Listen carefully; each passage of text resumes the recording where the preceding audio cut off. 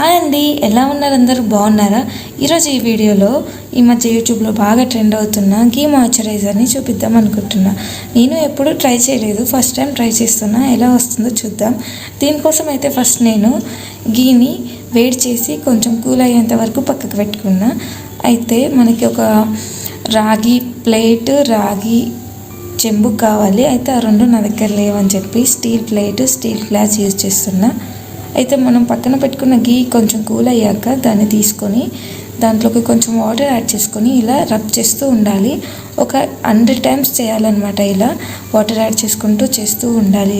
ఇలా చేస్తూ ఉంటే మనకి ఈ గీ అనేది మాయిశ్చరైజర్ కన్సిస్టెన్సీలోకి వచ్చేస్తుంది. ఈ మాయిశ్చరైజర్ని యూజ్ చేసిన వాళ్ళు చాలా మంచి రిజల్ట్ ఉంటుంది అని చెప్తున్నారు. అయితే నేను ఎప్పుడూ ట్రై చేయలేదు. ఇది చేశాక ఎలా ఉంటుందో నేను ట్రై చేసి మీకు రివ్యూ ఇస్తానన్నమాట. ఎలా ఉంటుందో చూడాలి. అయితే మన పూర్వీకులు మాత్రం ఈ గీనే ఇలా మాయిశ్చరైజర్గా చేసుకొని యూజ్ చేసేవాళ్ళట. అప్పట్లో ఈ క్రీమ్లు, మాయిశ్చరైజర్లు ఇలాంటివి లేవు కదా.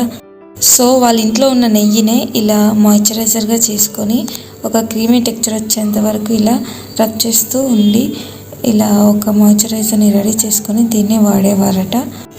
వీళ్ళ పని బాగుంది కదా. ఏది చేసినా ఇంట్లో ఉన్న వాటితోనే చేసేవాళ్ళు. బాడీకైనా మన హెయిర్కైనా ఇంట్లో ఉన్న వాటితోనే మంచి మంచి టిప్స్ ఫాలో అయ్యేవాళ్ళు. అప్పట్లో మన గ్రాండ్ పేరెంట్స్, మన అమ్మలు గంజి వార్చిన వాటర్ ఉంటాయి కదా, ఆ వాటర్ని యూజ్ చేసేవాళ్ళట హెయిర్ వాష్ చేసుకోవడానికి. అందుకే వాళ్ళ హెయిర్ చాలా లాంగ్గా, థిక్గా ఉండేది. ఇప్పట్లో మన యూట్యూబ్లో చాలామంది టిప్స్ చెప్తుంటారు కదా, గంజి వార్చిన నీళ్ళని వాడితే హెయిర్ థిక్ అవుతుంది అని చెప్పి. ఇదంతా మనకు తెలియక ముందే మన పూర్వీకులు ఎప్పటి నుంచో ఆ వాటర్ని యూజ్ చేసి హెయిర్ని వాష్ చేసుకునే వాళ్ళు. సో మన పూర్వీకులకి తెలిసినంత కూడా మనకి ఇప్పట్లో తెలియదు. వాళ్ళు కనిపెట్టినవి ఇప్పట్లో మనం మళ్ళీ కొత్తగా కనిపెట్టి మళ్ళీ అవే టిప్స్ని మళ్ళీ ఫాలో అవుతున్నాం. ఇక్కడ నెయ్యి మాయిశ్చరైజర్లో అవుతుంది చూడండి. వాటర్ యాడ్ చేస్తూ రబ్ చేస్తూ ఉండడం వల్ల మనకి మంచి క్రీమీ టెక్స్చర్ వస్తుంది నెయ్యి. ఇది చేయాలంటే మనకి చాలా ఓపిక ఉండాలి, ఎందుకంటే చాలా టైం తీసుకుంటుంది. అండ్ రబ్ చేసి మనకి హ్యాండ్ పెయిన్ కూడా వస్తుంది. ఒక్కరు కాకుండా 2-3 మనకి ఎవరైనా సపోర్ట్గా ఉంటే హెల్ప్ తీసుకొని చేయాలి. ఎందుకంటే అది మొత్తం గీ కదా, స్కిప్ అవుతూ ఉంటుందన్నమాట. ఫోకస్గా చేస్తూ ఉండాలి, జాగ్రత్తగా జారుతూ ఉంటుంది. చేతులకి అవి ఏదైనా షార్ప్గా ఉంటే కట్ అయ్యే ఛాన్సెస్ కూడా ఉంటాయి. చేతులకి జిడ్డుగా ఉంటుంది కాబట్టి బాగా జారుతూ ఉంటుంది. ప్లేట్కి ఇలా స్టిక్ అయిన ప్రతిసారి మనం హ్యాండ్తో తీసి మిడిల్లో వేసి మళ్ళీ వాటర్ యాడ్ చేసి రబ్ చేస్తూనే ఉండాలి. గ్లాస్కి కూడా చాలా ఇలా స్టిక్ అయిపోతుంటుంది. దాన్ని మొత్తం మళ్ళీ తీసి వాటర్ యాడ్ చేసుకొని రబ్ చేస్తూ ఉండాలి. మనకి ఎలా అర్థమవుతుంది అంటే మాయిశ్చరైజర్ రెడీ అయిందని చెప్పి, ఇది ఒక మంచి క్రీమీ టెక్స్చర్ వస్తుంది. చేస్తుంటే మనకి తెలుస్తుంది.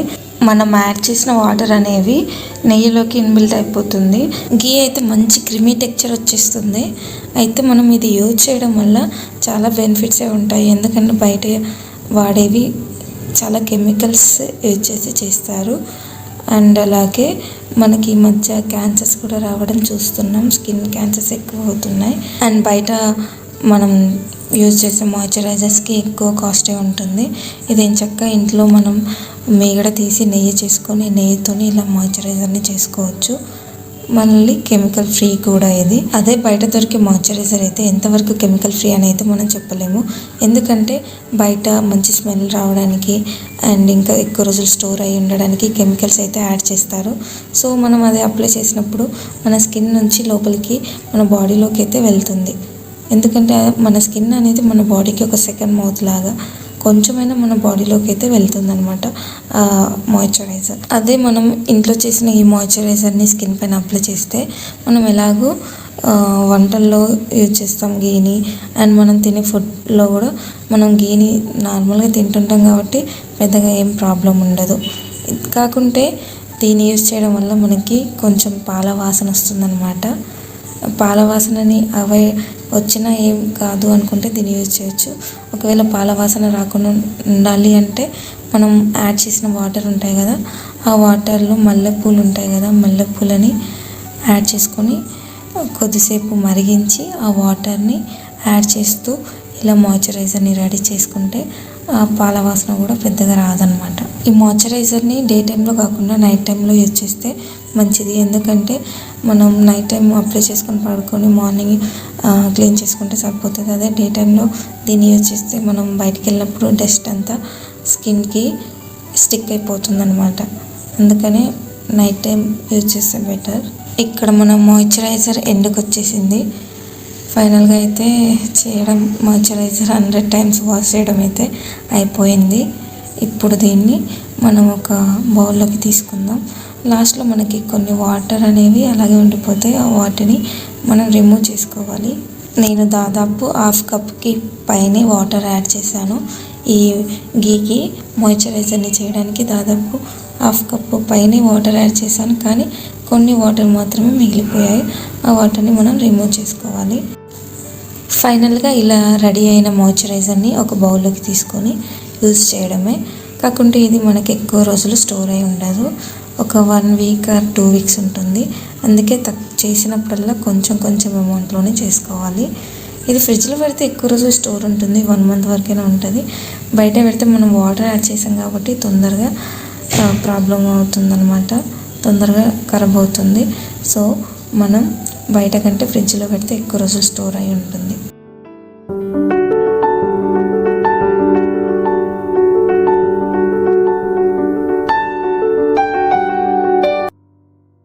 ఇప్పుడు ఈ మాయిశ్చరైజర్ని స్కిన్ పైన అప్లై చేసి చూద్దాం ఎలా ఉంటుందో.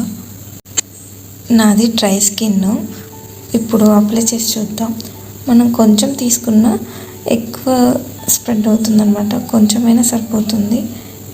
ఈవెన్గా ఎక్కువగా స్ప్రెడ్ అవుతుంది. ఈజీగా స్ప్రెడ్ అవుతుంది. చూడండి, మీరే తెలుస్తుంది కదా. ఇక్కడ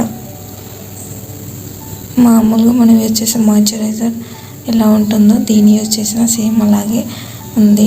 మనం రెగ్యులర్గా యూజ్ చేసే మాయిశ్చరైజర్తో కంపేర్ చేస్తే ఇది చాలా బాగా అనిపిస్తుంది.